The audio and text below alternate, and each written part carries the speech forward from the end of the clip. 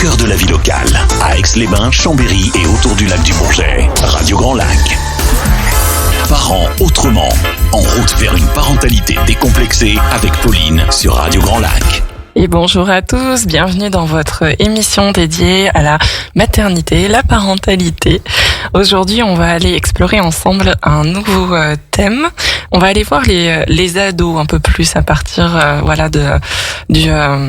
quand même un peu avant, à partir de 6 ans quand même, mais surtout sur les adolescents et puis comment on va pouvoir les soutenir dans leur apprentissage, dans tout ce qui tourne autour du soutien scolaire, notamment quand il y a des difficultés d'apprentissage avec ou sans troubles, des troubles comme les troubles 10, les troubles de l'attention, etc., etc. Et pour m'accompagner sur ce beau sujet très important, je suis accompagnée de Katia Jana Laba. Bonjour Katia. Bonjour Pauline. Alors Katia, tu es psychopédagogue, consultante éducative et familiale. C'est ça. Je vous rassure tout de suite, dans l'émission, on va aller voir qu'est-ce que c'est que psychopédagogue, de quoi ça parle. Et on va surtout essayer un peu de se mettre en situation pour comprendre finalement quelle est l'approche de la psychopédagogie positive, comment ça peut soutenir les enfants et les parents et les accompagner sur leur chemin de l'apprentissage, mais aussi bien au-delà, parce que ça s'arrête pas à l'adolescence, ça va même jusqu'à dans les études et s'installer, trouver son métier, etc., etc. Plein de sujets. Voilà. Plein de sujets, tout à fait. Alors, avant d'aller plus loin, on va commencer déjà par toi, Katia. T'as pas toujours été dans la pédagogie et les enfants et les parents, etc. Avant, t'avais une vie, mais qui est en lien quand même plus et moins de ce que tu fais aujourd'hui. Tu étais chargée de communication chez Apprentis d'Auteuil, c'est ça ? Oui, c'est ça. Alors, explique-nous qu'est-ce que c'est pour ceux qui ne connaissent pas. Alors, Apprentis d'Auteuil, c'est une fondation qui s'occupe des jeunes en difficulté, tant sur le plan social que scolaire. Et donc, moi, j'étais chargée de communication. Donc, l'idée, c'était d'aller dans les établissements, donc que ce soit des établissements scolaires, dès la primaire jusqu'au lycée, ou des maisons à caractère social, ou des foyers pour jeunes en difficulté, et puis de mettre un peu en lumière leur travail. Donc, c'est là que j'ai pu mettre un pied déjà un petit peu, on va dire, dans tout ce qui est accompagnement, déjà la parentalité, et bien puis aux difficultés scolaires, quoi. Exactement. Et donc, ce domaine t'intéressait énormément quand même pendant ces années que tu as passées là. Et puis, comme tout le monde, tous ceux qui prennent l'antenne avec moi, tu es devenue maman. Et oui. Et c'est vrai que ça change beaucoup de choses. Qu'est-ce que ça a changé pour toi ? C'est vrai qu'il y a eu un changement d'identité à partir du moment où je suis tombée enceinte. En fait, j'ai eu envie de me documenter pas mal. J'ai beaucoup lu sur la psychologie de l'enfant, la psychanalyse, tout ça. Les neurosciences. En fait, j'ai balayé un petit peu tout ce qui existait sur le sujet. Donc là, tu étais équipée des bibliothèques complètes d'Isabelle Filiosa, Catherine Dolto. Voilà, Catherine Guéguen, et Françoise Dolto. Ouais. J'ai fait un peu le tour. J'aime bien avoir une vue d'ensemble. J'aime pas avoir un seul point de vue.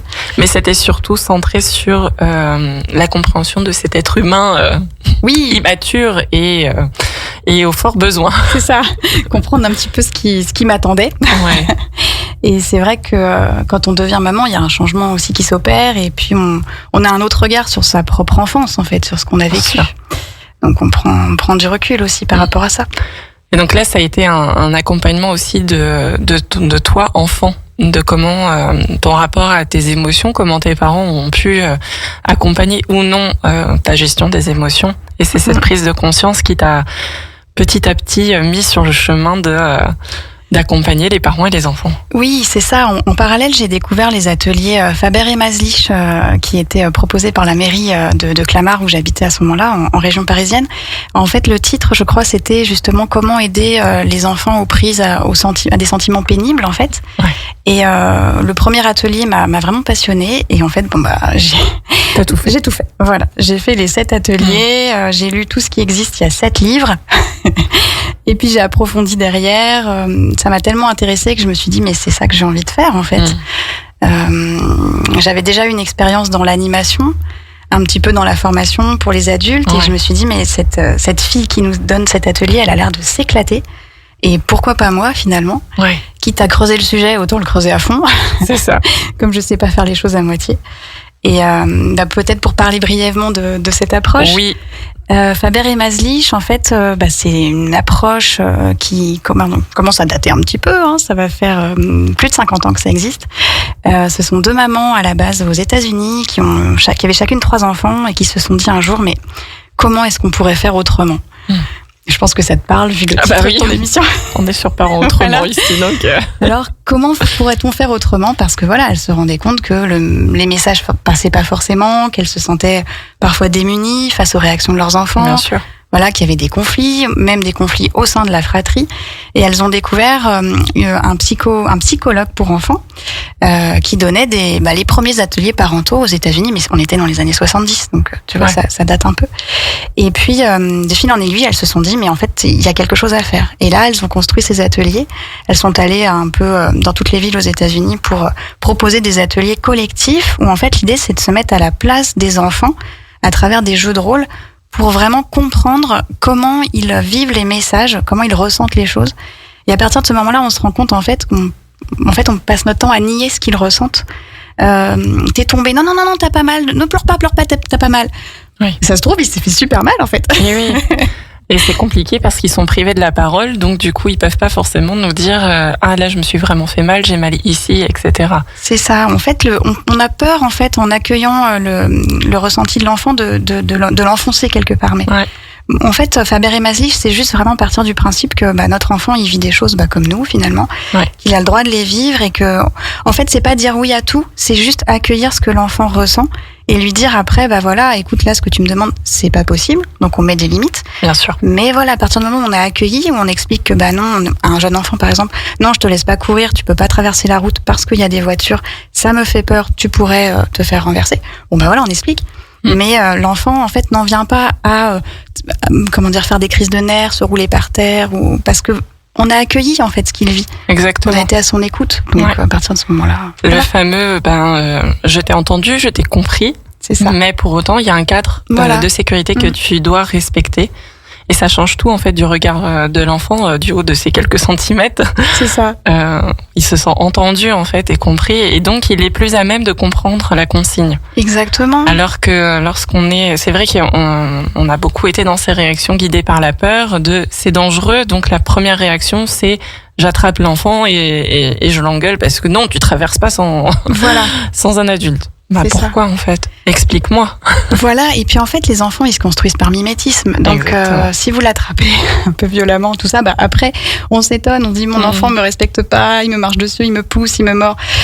Oui, mais alors, vous, dans votre communication, est-ce que si vous arrivez en tant que parent à prendre un petit peu de hauteur et à se dire, moi, ça m'arrive avec mes enfants, hein, c'est pas parce que je baigne dans l'approche Faber et Maslich depuis maintenant 5 ans, j'ai des difficultés comme tout le monde. Bien entendu. Et c'est ça qui est chouette, c'est qu'en fait, être parent, ça s'apprend au quotidien. Et puis, il n'y a pas une méthode, il n'y a pas une parentalité. On s'adapte aux besoins de l'enfant et aussi à nos propres besoins à nous. En tant que parents, il faut pas les oublier. Donc, se demander aussi qu'est-ce qu'on ressent nous, peut-être avant de réagir ou de surréagir, se dire, ou alors, on surréagit peut-être très bien et après on peut revenir en arrière en se disant qu'est-ce que j'ai vécu dans ma journée qui a fait que là peut-être j'ai un peu surréagi, puis être dans l'explication, dans la réparation. Moi c'est ce que je constate, sans appliquer la méthode Faber et Maslich, j'applique un peu les mêmes idéaux, on va dire, et c'est vrai que je le vois que même en tant que s'il y a un conflit avec l'autre parent et qu'à un moment donné l'autre parent s'en va parce que c'est trop pour lui, moi, je peux réexpliquer à mon enfant qu'est-ce qui vient de se passer, qu'est-ce que là papa ressent, pourquoi il s'écarte et qu'est-ce qu'il est en train de vivre, et reposer le cadre de ça c'était interdit, ça il s'est passé ça, ce comportement-là c'est pas acceptable. Par contre, tu peux faire ça c'est fortement invité à faire. Mais c'est tout à fait ce que tu dis. Mais on est dans l'échange et dans la compréhension, l'explication. Et c'est vrai que l'enfant, du coup, a un autre regard sur la situation. Je vois bien que c'est dans « j'apprends ». C'est ça, complètement. Et en fait, c'est tout à fait ça. Faber et Maslich, en fait, on dit que tous les sentiments sont légitimes, mais que tous les comportements ne sont pas acceptables. Bien sûr. Et à partir de ce moment-là, et quand l'enfant fait une bêtise ou une erreur, en fait, on lui propose de réparer. C'est toute la différence entre la notion de faute et... je perds mes mots, et d'erreur en fait, tout simplement. une erreur, voilà, on apprend une faute finalement, c'est lourd de sens, c'est impardonnable, c'est presque dramatique. Et Faber et Maslich, ça s'applique dès 2 ans jusqu'à l'adolescence en fait, c'est ça qui est génial. Voilà, on peut accompagner l'enfant, l'adolescent, et c'est ce que je fais moi en tant que consultante éducative et familiale aussi, c'est que j'accompagne pas seulement les enfants qui ont des difficultés d'apprentissage ou les adolescents, mais aussi les parents à mieux communiquer avec eux, à mieux interagir, à mieux comprendre leurs réactions. Et voilà, ça va ensemble. Mais en tout cas, on voit qu'on est dans la pédagogie, hein, de comprendre. Il y a vraiment comprendre l'enfant, comprendre comment il fonctionne, accompagner le parent. Mais c'est centré aussi sur l'enfant. On part de l'enfant, et ça, je crois que c'est quelque chose qui résonne assez fort avec la psychopédagogie, dont tu vas nous en parler un peu plus. Mais donc, tu découvres ces ateliers pendant ta maternité, voilà. Et puis, comme toutes les femmes, à un moment donné, toutes les mères, tu retournes au travail. Enfin, pas vraiment. Pas vraiment. Joker. En fait, c'est comme si tout était organisé un peu comme s'il y avait une conspiration autour de toi pour que tu te lances là-dedans à fond.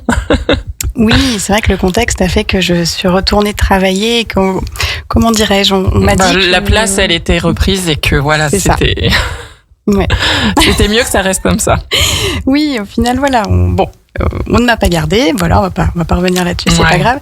Et puis il y a eu le Covid, donc je me suis retrouvée sans travail, avec un bébé et en plein Covid. Et puis finalement, ça a été l'occasion de rebondir et de se dire, qu'est-ce que j'ai envie de faire réellement ? Le salariat, peut-être que c'est pas pour moi, finalement. Faisons autre chose, inventons autre chose. Et puis moi, on va pas se mentir, je rentre pas dans les cases, donc... Donc l'animation d'atelier Faber et Maslich, c'est pas quelque chose d'hyper connu, et c'est pas grave, allons-y. C'est ça. La psychopédagogie positive, dont je vais vous parler aussi, c'est pareil, c'est pas hyper connu, mais ça a le mérite d'être découvert. Mais c'est pour ça que tu es à la radio aujourd'hui, pour pouvoir nous en dire plus et participer à informer les parents de ces ressources, parce que ce ne sont que des ressources à leur disposition pour mieux vivre en fait ces années de vie, tout simplement. Donc de là, déjà tu étais sur Paris, tu viens d'arriver en région savoyarde, et comme l'animation, t'avais déjà testé l'animation, un petit peu de formation, du coup tu t'es lancé à animer ces ateliers Faber et Maslich, donc dans la maison des familles de Cognan. Oui. Et là c'était un public assez particulier aussi qui t'attendait. Oui, alors déjà pour la petite histoire, ce que je trouve assez drôle comme pied de nez, c'est que la maison des familles, c'est Apprentis d'Auteuil. Ah oui, donc tu restes avec eux. Oui. Mais il fallait bien te pousser ailleurs. Me revoilà. Oui. Non, mais parce que la mission d'Apprentis d'Auteuil, elle est tellement belle que je trouve que c'est difficile de l'arrêter, quoi. Oui, le public de la maison des familles, en fait, c'est vraiment ouvert à tous, à tous les parents de tous les âges qui ont à un moment donné une difficulté, qui rencontrent une difficulté avec leur enfant, qui savent pas forcément comment faire, qui sont tout simplement fatigués, qui ont besoin d'un temps pour se poser. Parfois, les mamans viennent, elles laissent leur enfant jouer, elles vont dormir parce qu'elles en ont besoin. Et c'est ça qui est chouette aussi chez Apprentis d'Auteuil, c'est l'accueil inconditionnel, sans jugement, dans la bienveillance. Et c'est tout ce que je prône aussi dans les ateliers Faber et Maslich. Ce sont des ateliers collectifs où en fait on accueille ce qui se dit, mais on n'est pas dans le jugement justement, et on prend la personne où elle en est dans son chemin de vie, et on propose des outils dont elle aura envie de se saisir ou non, qui correspondront ou pas à son enfant, et c'est pas grave. Et peut-être que lundi ça marchera, et peut-être que mardi non, et c'est pas grave. On s'autorise aussi ça en tant que parent, à se dire aujourd'hui peut-être que c'était un jour sans. C'est pas grave, ça définit pas forcément qui je suis, ça veut pas dire que je suis un mauvais parent. Je fais ce que je peux du mieux possible avec les compétences que j'ai, avec mon vécu personnel, mon histoire personnelle. J'ai oublié ta question. Je ne sais plus, mais moi ce que ça m'évoque aussi, c'est j'ai le droit de penser que je fais tout mal. Parce que ça va pas en fait, et du coup c'est un espace de ce que j'entends que tu proposais, un espace où tout est entendable, on peut tout dire à ce moment-là, c'est comme une parenthèse, une bulle qui s'ouvre et où on a le droit de déballer un petit peu les pensées du jour qui peuvent être très jugeantes, on s'auto-juge très fortement. Oui, énormément. Ouais. Et mais c'est ok, à un moment donné ça fait du bien de les poser, et souvent quand on s'entend dire on dit mais c'est pas vrai en fait. Mais c'est vrai qu'on en a besoin, et que ce soit en atelier ou au sein de mon cabinet, c'est vraiment un espace où la parole est libre, que ce soit pour les parents, pour les enfants. Voilà. D'ailleurs, c'est ce que je dis aux enfants ou aux adolescents qui viennent me voir. Si à un moment je suis à côté de la plaque, tu me le dis, en fait, parce que moi, l'idée, c'est de t'accompagner au mieux, d'être à l'écoute de tes besoins à toi. Donc, tu peux tout dire ici. C'est un espace libre, en fait. Et ça, c'est très important parce que on vient toucher finalement à la posture de l'accompagnant, celui qui est là pour tenir l'espace, et on est vraiment dans une posture, qui résonne beaucoup avec mes valeurs, mais que, voilà, on n'est pas c'est pas un endroit où on va trouver toute une liste de conseils de tu devrais faire ci, tu devrais faire ça, tu pourrais appliquer telle méthode. Tu verras, ça va marcher. Ça a marché sur les miens, donc. Oui, forcément. Voilà. Et etc. Ou alors où on vient minimiser ou banaliser ou essayer de raisonner la personne dans ce qu'elle est en train de dire. Et ça, pour moi, ça vient vraiment toucher la posture de l'accompagnant, et c'est le plus important. J'en parlais avec d'autres professionnels. C'est pas tant le bagage pour moi qui est important, parce que on peut avoir appris plein de choses. Si dans notre façon d'être avec l'autre, on n'est pas aligné avec cette posture de non-jugement, d'accueil, de bienveillance. Moi, ça m'évoque tout de suite la girafe de la communication non violente. C'est ça, quoi. On est vraiment, notre regard, il est centré sur l'autre. On est à l'écoute de l'autre. On peut être à l'écoute aussi de, tiens, qu'est-ce que ça déclenche en moi, cette histoire? Mais ça m'appartient. Voilà. À aucun moment donné, j'ai à le partager à l'autre, sauf s'il a envie de l'écouter parce que ça pourrait l'aider à avancer. Mais voilà, il y a un tel respect, en fait, que pour moi, c'est le plus important, en fait. C'est d'incarner cette posture-là, peu importe le bagage de la personne. Si la personne incarne cette posture-là, alors elle est dans l'accompagnement de l'autre. Oui, tout à fait. C'est vrai que ça fait écho, en fait, à des réflexions que j'ai pu entendre, parce que moi, je m'entoure beaucoup d'autres professionnels pour pouvoir réorienter aux besoins les enfants, les adolescents que je reçois, que ce soit des neuropsychologues, des psychologues, parce que voilà, moi, je n'ai pas le titre de psychologue. Bien sûr. Je fais ce que je limite vraiment mon accompagnement à mes compétences, et quand je vois que ça les dépasse, je réoriente. Mais j'ai entendu, qu'est-ce que tu as comme diplôme? Alors, parce que moi, j'ai fait tant d'années d'études, mais en fait, est-ce que le nombre d'années d'études est important? Je les ai tous comptés pour m'amuser, j'en ai fait 7, mais il y a une licence d'allemand dedans, un master en communication, enfin, est-ce que c'est vraiment intéressant? Je ne sais pas. Comme tu dis, ma posture d'accompagnante, c'est ça, c'est vraiment être à l'écoute des besoins de l'autre, surtout ne pas plaquer les miens, et puis je formule des hypothèses dans ma tête, et je vois si l'autre si c'est opportun pour lui ou pas de lui partager à ce moment-là, parce que la personne n'est peut-être pas en capacité d'entendre. Voilà ce que je vais lui proposer. C'est ça, respecter la temporalité de l'autre. Exactement. Même si on a vu, nous, dans notre tête, le puzzle s'assembler, complètement. On doit respecter aussi le chemin que l'autre va suivre, et le laisser évoluer. Il y a vraiment, c'est une image qu'on m'a partagée hier du pilote et du copilote. Le pilote, c'est le parent, en fait, qui vient, ou même l'enfant qui vient avec sa problématique. Et nous, on est censé être juste le copilote. On peut avoir des idées de direction à prendre, mais celui qui conduit, c'est pas nous. Donc il est aussi en droit de pas écouter et de vouloir faire son propre chemin. Et tout à fait. En plus, c'est la personne qui va trouver ses propres solutions. Finalement, moi, je suis juste là pour les mettre en lumière, révéler un petit peu le potentiel caché dont l'enfant n'a pas conscience, et même dont le parent n'a pas conscience. Et ça rejoint Faber et Maslich. En fait, ce qu'on essaie de dire avec le plus de bienveillance possible aux parents, c'est éviter de donner des conseils. En fait, votre enfant, parfois, il a juste besoin de déballer ce qui va pas. Et il a pas du tout besoin d'entendre un conseil. Ou moi, je me suis souvenue de mon père, quand je lui racontais ce qui allait pas, il me disait « Oh, et comment tu vas faire ?» Et là, je me disais, oh là là, l'angoisse. Alors, je me sentais pas très bien, mais là, ça va carrément pas du tout. Mais comment tu vas faire pour t'en sortir? Ah bon, c'est si grave que ça? Mais ok. Ou alors, tu devrais faire ci, il faut que tu fasses ça. Non, pas du tout. Si, il faut que tu fasses ça. Ah bon? Bon. Et ça marchait pas du tout. C'est sûr, c'est ce qu'on partageait dans une autre émission, c'est que nous, on est vraiment cette génération qui est là pour mettre l'accent sur les émotions, sur les ressentis, et désacraliser l'accompagnement de l'autre, mais à tout niveau, en fait, pas qu'en tant que professionnel, mais juste aussi d'humain à humain, et d'amener un petit peu ce regard de en fait, je me connecte à l'autre. Et c'est vrai, moi j'ai tout de suite les images de l'apprenti girafe. Je vous la donne, cette ressource, parce qu'elle est juste incroyable. Moi, je l'adore. où il y a plein de c'est comme une bande dessinée qu'on pourrait lire. Enfin, moi, j'adorerais qu'elle lance une bande dessinée, ce serait génial de lire ça. Mais où on voit les mises en scène entre une girafe et un chacal, et avec plusieurs lectures de la même situation. Et c'est voilà, quand j'entends quelqu'un qui partage quelque chose qui a l'air compliqué, etc. C'est comment je réagis. Est-ce que je réagis en fait avec le regard de moi, ce que je pense de la situation et qu'est-ce qu'elle me fait, et donc c'est oh mon pauvre, mais comment tu vas faire pour t'en sortir, et je transmets mon angoisse à l'autre. Complètement. Et en fait, le regard girafe, l'oreille girafe, elle va plus dire est-ce que ça t'inquiète, cette situation? Comment tu te sens de vivre cette situation? Est-ce que tu as des ressources? On va plutôt être dans le questionnement, mais pour essayer de se connecter à l'autre et d'aller comprendre qu'est-ce qu'il traverse. Encore une fois, c'est de la pédagogie. Voilà. On en revient à ça. On va faire une première pause musicale et tout de suite après la pause, on va plonger dans qu'est-ce que c'est que la psychopédagogie. Vos émissions préférées, elles sont toutes sur Radio Grand Lac.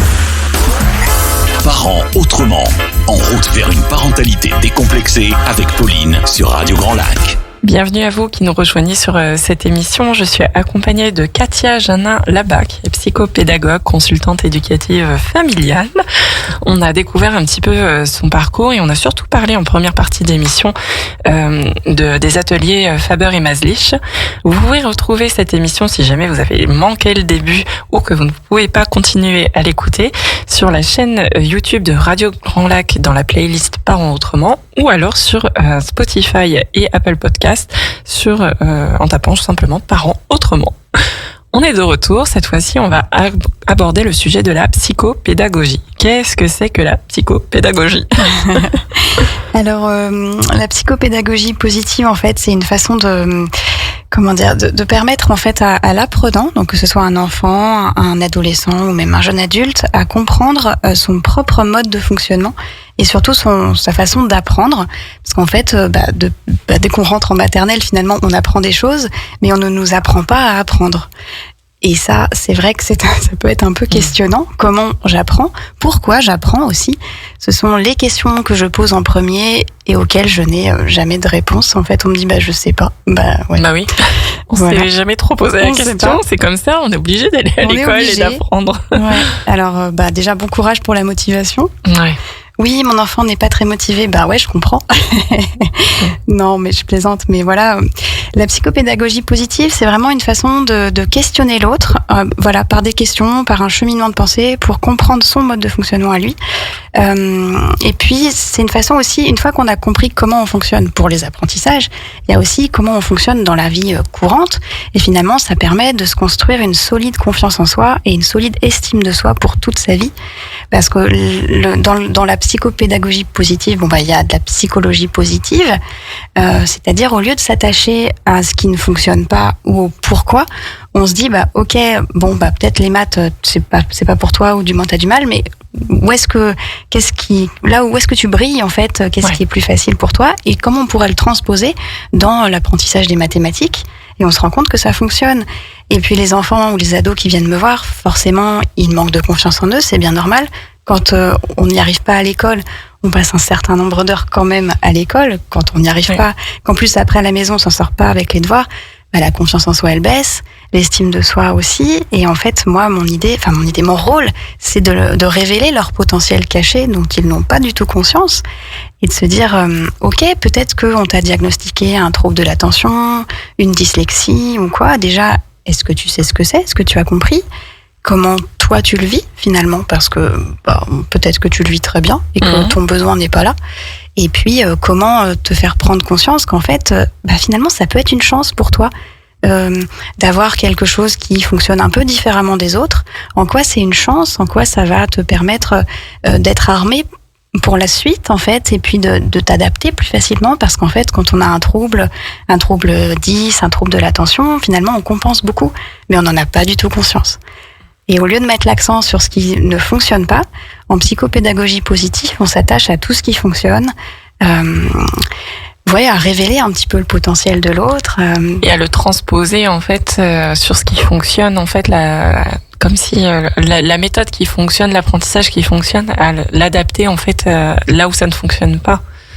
Oui, complètement. Et puis, en fait, souvent, les parents parfois arrivent en me disant mon enfant est très visuel, et finalement, on se rend compte que pas du tout, ou pas seulement. En fait, on schématise un peu en se disant on est soit visuel, soit auditif, mais en fait, on peut être les deux. Et puis, on peut être comme ça dans une situation et autrement dans une autre. En fait, il y a énormément de choses qui rentrent en ligne de compte. Et puis, ce qu'on oublie aussi, c'est qu'il y a pas mal de choses quand même qui se transmettent de façon inconsciente, de génération en génération. Et puis, pour vous parler de mon expérience personnelle, puisque c'est celle que je connais le mieux, au final, moi, je me suis mis une pression, mais énorme. En fait, j'avais des résultats toujours moyens.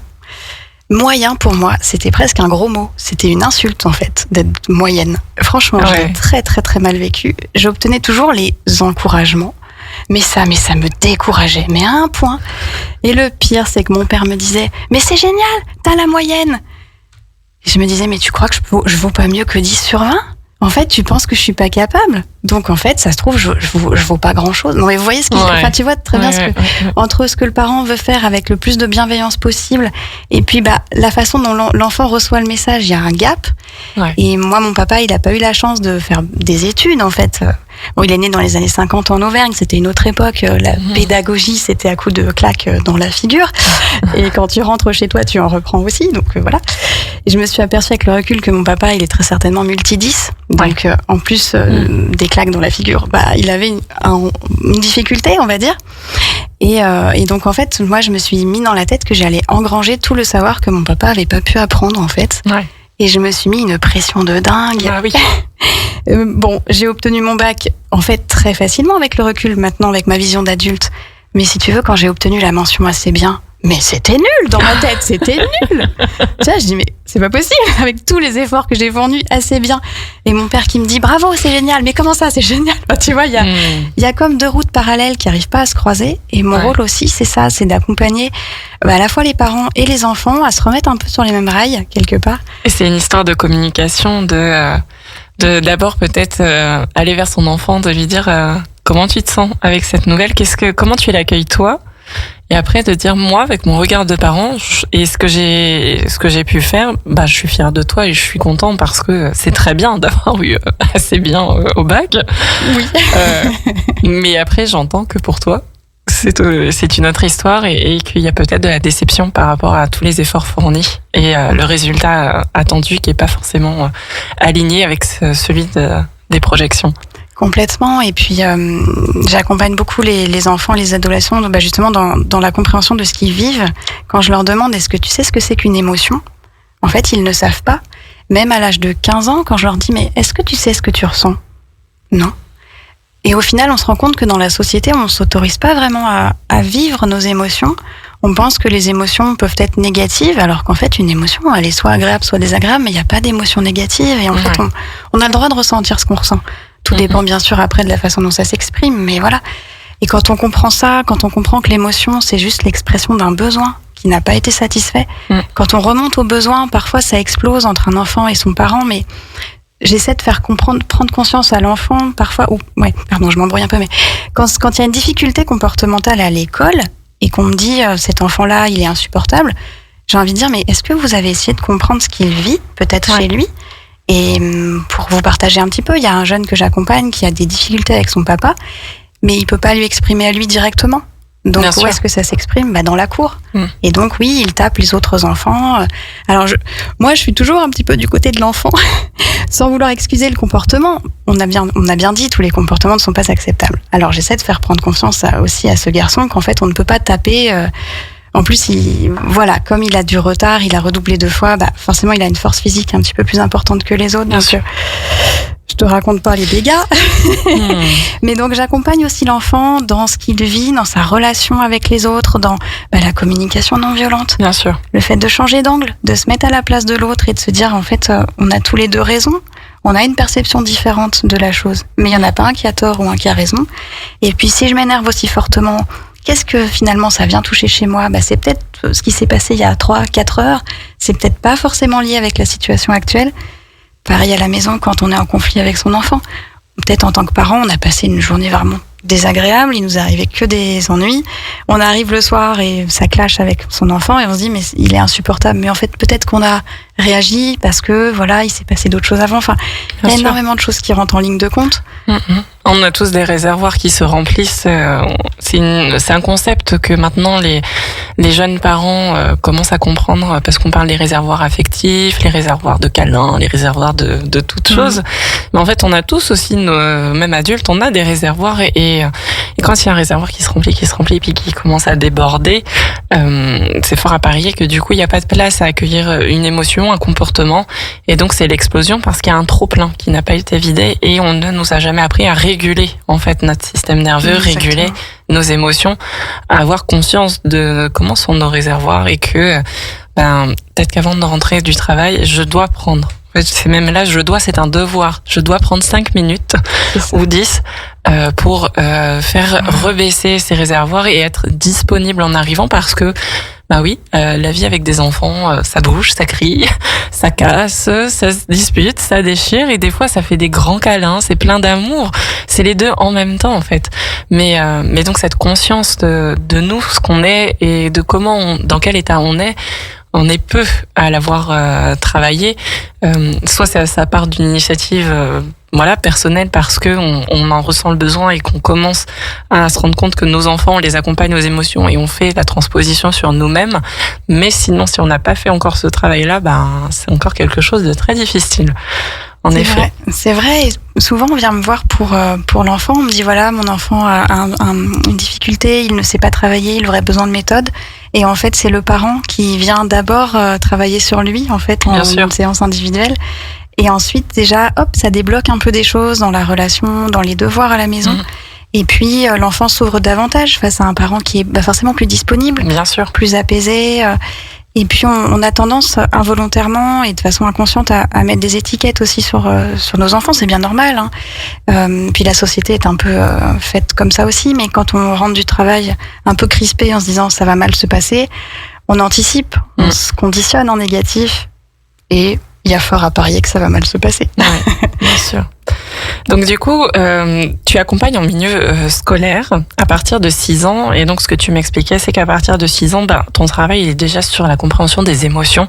Qu'est-ce que je ressens, qu'est-ce qui se passe et dans telle situation, qu'est-ce qui me déclenche ces sensations corporelles, partir du corps, puis après nommer ça correspond à telle émotion.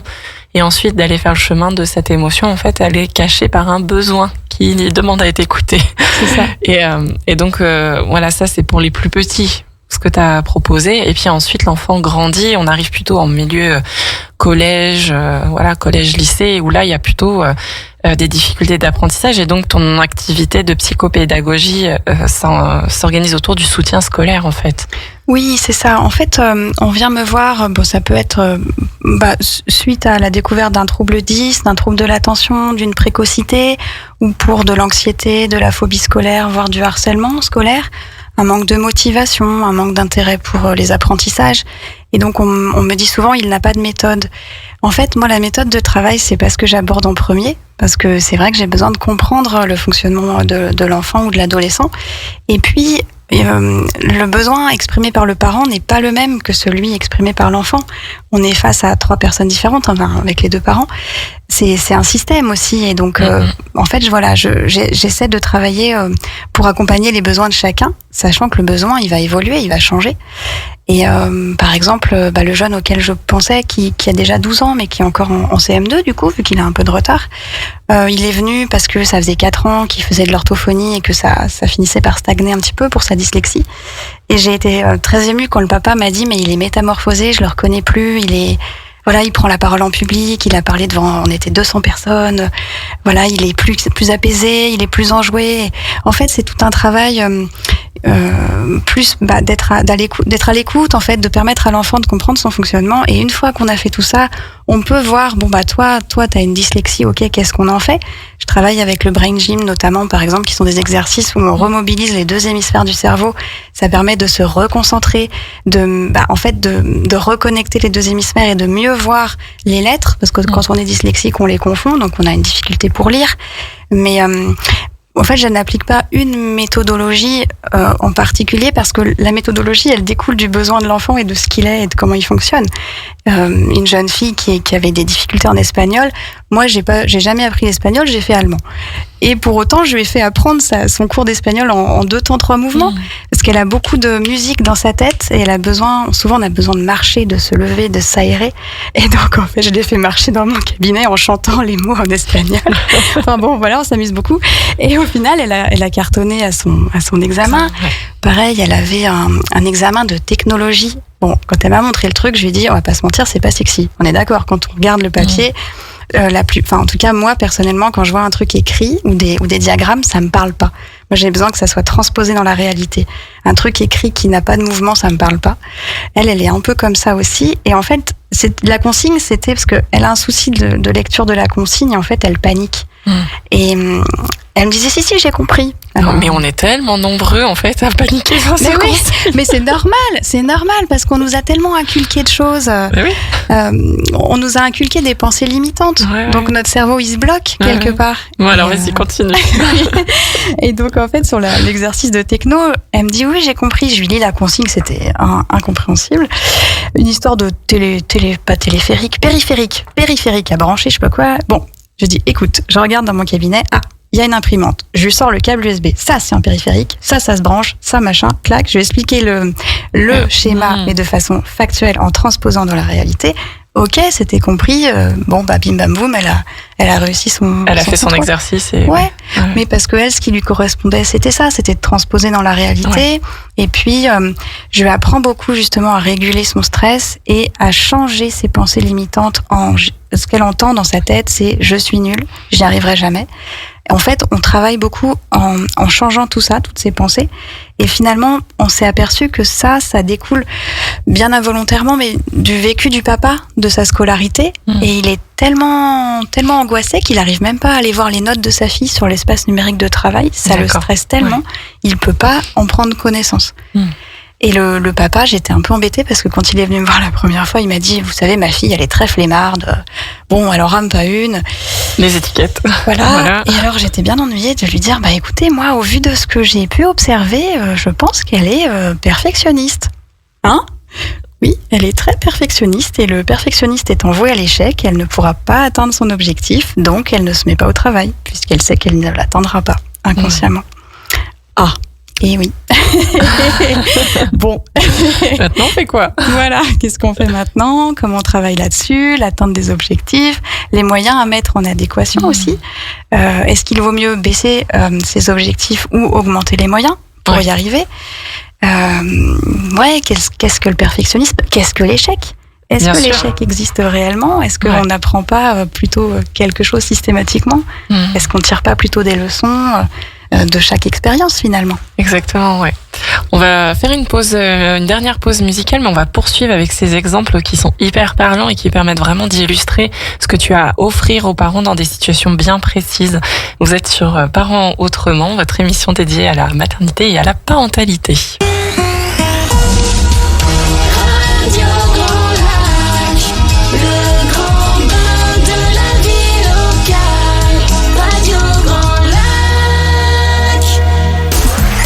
Parents Autrement, en route vers une parentalité décomplexée avec Pauline sur Radio Grand Lac.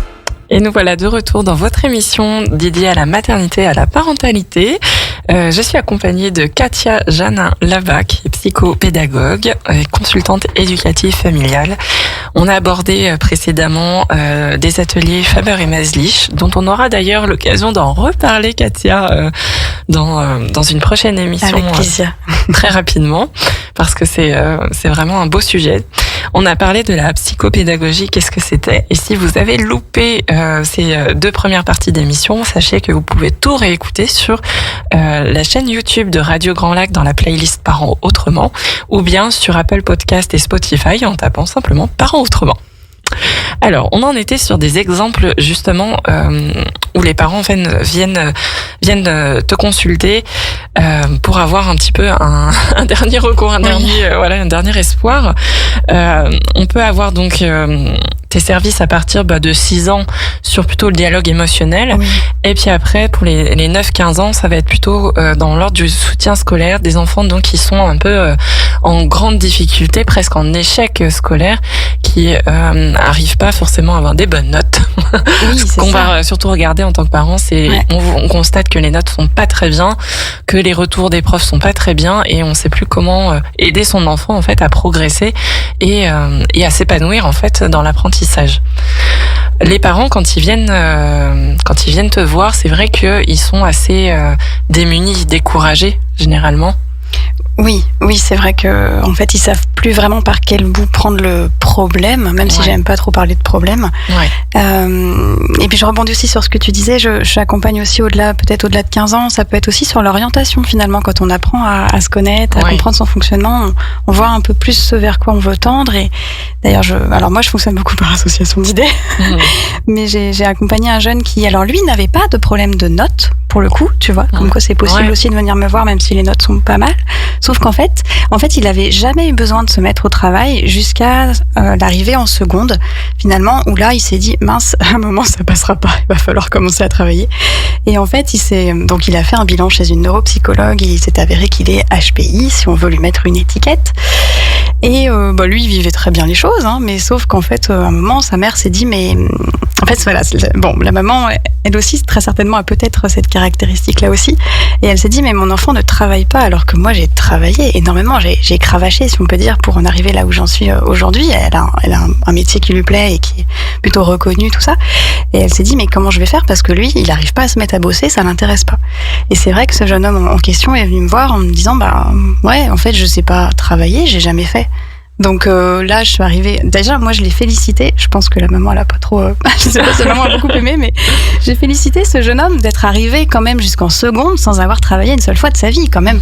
C'est énorme. Oui, bien énorme. sûr, c'est énorme. Voilà. Ça démontre de ses capacités, en tout cas. C'est sûr. Ouais. Bon, après, qu'est-ce qu'on fait? Comment travaille-t-on? Comment se met-on au travail? Et ce qu'on a vu ensemble, finalement, c'est que il a pas d'objectif. Et c'est quelqu'un qui est, comme on dit, orienté, objectif, comme dit, vous savez, Orelsan qui dit dans ses chansons, c'est pas l'arrivée qui compte, c'est la quête. Et pour lui, c'est l'arrivée qui compte. Et ne sachant pas qu'est-ce qu'il allait faire plus tard, il pouvait pas se mettre au travail. Il n'y avait pas l'arrivée, il n'y avait pas l'objectif. Donc je l'ai orienté vers quelqu'un qui fait de l'orientation professionnelle pour voir quel métier peut-être il voudrait faire. Et à partir de ce moment-là, on pourra travailler. Mais s'il n'a pas le but, ça sert à rien, il n'y arrivera pas. Bien entendu. Donc voilà, c'était pour te dire, en fait, la plupart ont des difficultés en termes de notes. Des fois, les parents sont très très anxieux aussi pour leur enfant en se disant comment il fera l'année prochaine. Bien sûr, voilà, il y a cette inquiétude, en plus d'être démuni et découragé il y a aussi l'incompréhension de son enfant, parce qu'à un moment donné, je pense que le dialogue se rompt réellement, comme cet exemple où tu disais elle est flemmarde, alors que pas du tout. Le parent fait ce qu'il peut pour essayer de comprendre son enfant, mais ça se rompt en fait à un moment donné. Et il y a l'inquiétude aussi de qu'est-ce que l'enfant va devenir. C'est ça, et puis ce qui va souvent de pair avec le trouble de l'attention, ça peut être le trouble de l'opposition. Et déjà, l'adolescence passe par là. Si en plus il y a un trouble de l'opposition, c'est vrai que ça commence à devenir un peu compliqué.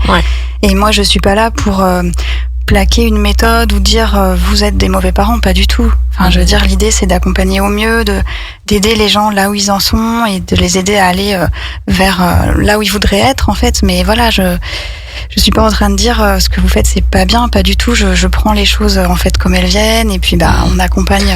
Non, je pense qu'il y a vraiment une différence de juste poser le constat de là où si on ne fait rien, comment ça peut s'aggraver et puis il se passe rien et donc oui, on s'inquiète de plus en plus et puis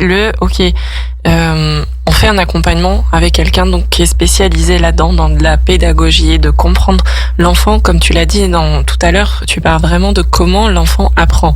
C'est quoi sa façon à lui d'apprendre qui est unique. Et donc ça change tout. Cet enfant qui a pris la parole alors qu'il est dyslexique devant 200 personnes et où son papa était tellement ému de se dire c'est vraiment lui qui fait ça, c'est juste incroyable. Ça change la vie en fait de se dire mais si j'avais su plutôt que c'était possible de faire cet accompagnement là avec toi, On aurait pu, après c'est l'expérience de la vie, mais c'est le message que j'ai envie d'envoyer aux parents, c'est oser en fait vous faire aider. Oui, c'est ça. Oser essayer quelque chose de nouveau qui a peut-être, comme disait l'autre personne, quels sont les diplômes? Oui, quels sont les diplômes? Il y en a. Il y en a, bien sûr. Il y en a, évidemment. Mais c'est pas psychologue ou je ne sais quoi avec un doctorat ou quoi. Et pourtant, en fait, ça fait très bien le travail, voire même plus que ça. Et c'est un peu, c'est pareil pour toutes les méthodes d'accompagnement qui passent un petit peu sur Parents Autrement. Donc l'invitation, c'est oser en fait demander de l'aide, oser essayer quelque chose de nouveau et faites l'expérience en fait. Allez vérifier que ça vous correspond pas si vous pensez que ça vous correspond pas. Exactement. Mais allez au moins le vérifier. Oui, c'est vrai. Et en plus, peut-être ça peut être rassurant aussi que je dise que ça m'est arrivé une fois de dire, écoutez, moi, je vais mettre fin à l'accompagnement parce que moi, je sens que je ne suis pas la bonne personne pour accompagner votre enfant.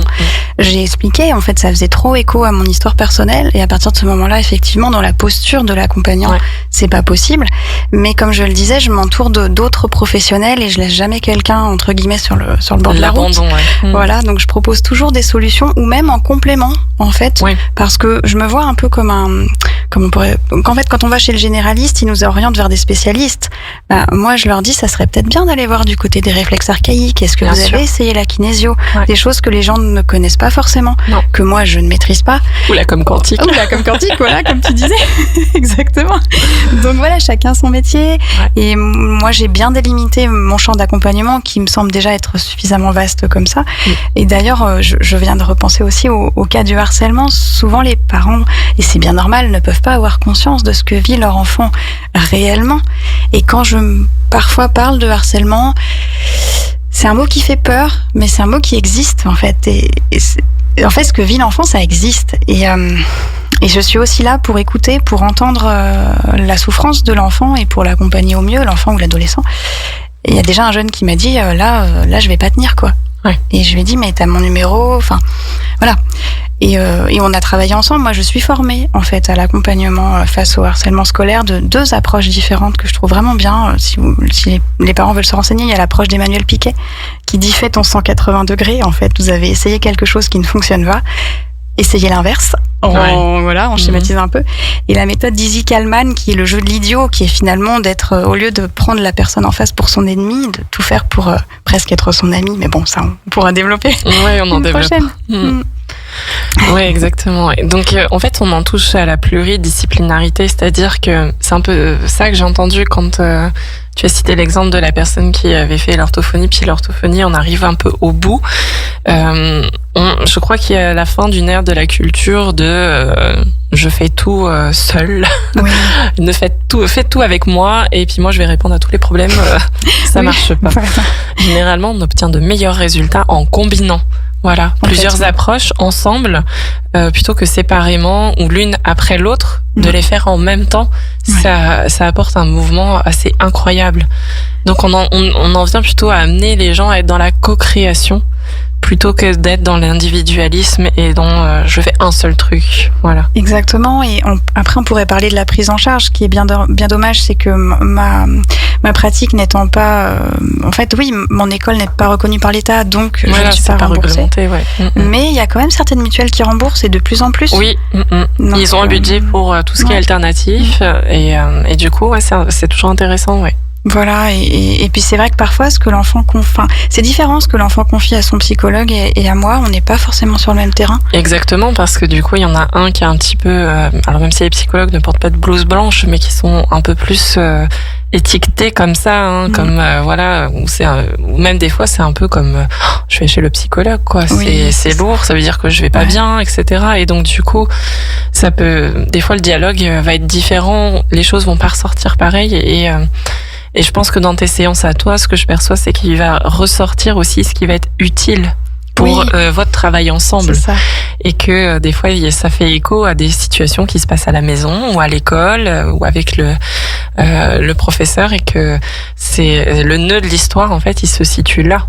Exactement. Si tu veux, j'ai rencontré une jeune fille qui a beaucoup de mal avec dans sa relation avec un professeur, et ça arrive assez souvent. Et en fait, bon, d'après ce qu'elle me dit, j'ai rien contre les professeurs et je ferais pas leur métier parce que je serais incapable d'être face à 30 ados.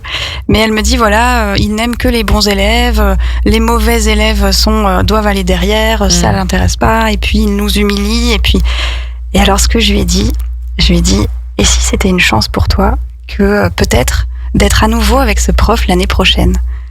Là, elle m'a regardé, non mais elle a fumé la moquette. T'as écouté ce que je t'ai dit? Ouais, j'ai écouté. Et en fait, je me dis, mais si tu réussis, en fait, voilà, c'est une situation, on va pas se mentir, qui est un peu pourrie, voilà.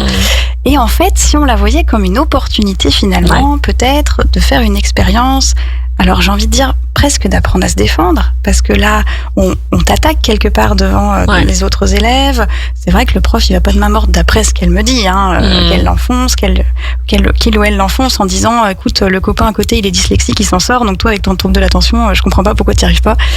Ok, super encourageant. Et moi, j'ai été pas mal confrontée à des profs comme ça, qui nous humiliaient. Alors, bon, moi, il m'a humiliée une fois, pas deux, j'ai envie de te dire. Mais voilà, après, on est armé pour la suite. Et finalement, le fait d'accepter qui on est, ça nous arme. Moi, je fais 1m52, je peux rien y faire, si tu veux, je pourrais pas le changer. C'est un truc que j'ai accepté depuis tellement longtemps que les moqueries, tout ça, mais en fait, une fois que tu acceptes, tu vois, ça te passe au-dessus. Et finalement, une fois que tu acceptes d'avoir un trouble de l'attention, et peut-être, ok, certains profs sont pas encore formés, ne savent pas trop ce que c'est, ou parfois il peut y avoir aussi des choses qui vont au-delà, quelqu'un qui se reconnaît pas dans son identité de genre. Ça aussi, c'est questionnant dans la société, tout ça.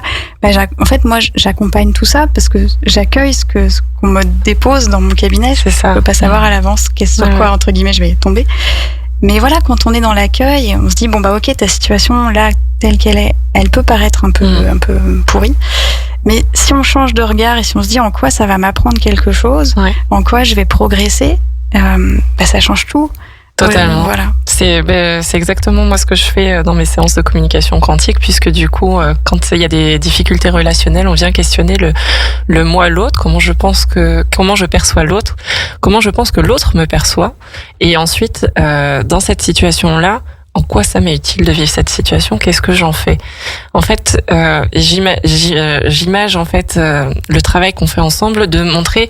Dans la vie, on est confronté à une multitude d'expériences. Ces expériences, on a le choix de rentrer dans la co-création et de se dire, est-ce que je vois l'expérience comme un trampoline qui va me permettre de faire un rebond et d'aller encore plus haut, plus loin, plus là où j'ai envie d'aller? Ou est-ce que je vois cette expérience comme une enclume qui s'accroche à ma cheville et qui me tire vers le fond?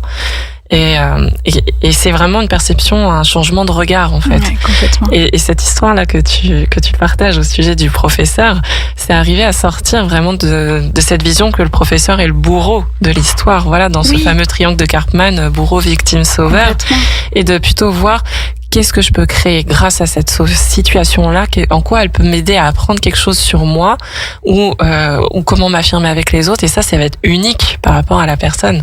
Mais en effet, moi j'adore que tu les invites à aller regarder déjà ça. En fait, ce regard-là, c'est génial. Et ce que j'ai rajouté aussi, c'est en lui disant, tu sais, en fait, les personnes qui ont une communication, on va dire chacale dans la communication non violente, qui sont agressives, finalement, c'est des personnes, peut-être que ton histoire à toi renvoie quelque chose à l'histoire personnelle du professeur, qui fait qu'elle est sur une communication agressive. Je vais parler de ma prof de français, Madame Rouchette, si tu nous entends. En fait, la pauvre prof de français, elle avait un bégaiement. Et donc, quand on est prof de français, qu'on doit faire des dictées et qu'à chaque mot, on fait yo, yo, yo, yo, yo, yo, yo, face à 30 élèves. Non, mais c'est impossible. Et en fait, elle nous agressait en disant, vous finirez balayeur, vous ferez rien de votre vie, gna, gna, gna. Bon, et sur le moment, je me disais, mais qu'est-ce qui fait qu'elle est si méchante? Et finalement, quand on se met à la place de la personne, peut-être on peut mieux la comprendre. Mais bien sûr, c'est changer de regard sur une situation, aller sur la colline de l'autre pour voir, tiens, qu'est-ce qui se passe? C'est ça. Et comment c'est. Mais tout ça prend. Voilà, c'est changer notre façon de regarder le monde, et il n'y a pas d'âge pour apprendre ça. Même en tant que parent, on peut apprendre, même si on est grands-parents, on peut apprendre à changer de regard. Et donc voilà, c'était l'objet de cette émission. J'espère que voilà, vous avez pu voyager avec nous et changer de regard sur toutes ces situations qui sont parlantes du quotidien des parents. Voilà, d'enfants qui sont plutôt en direction de l'adolescence et de presque adultes en devenir.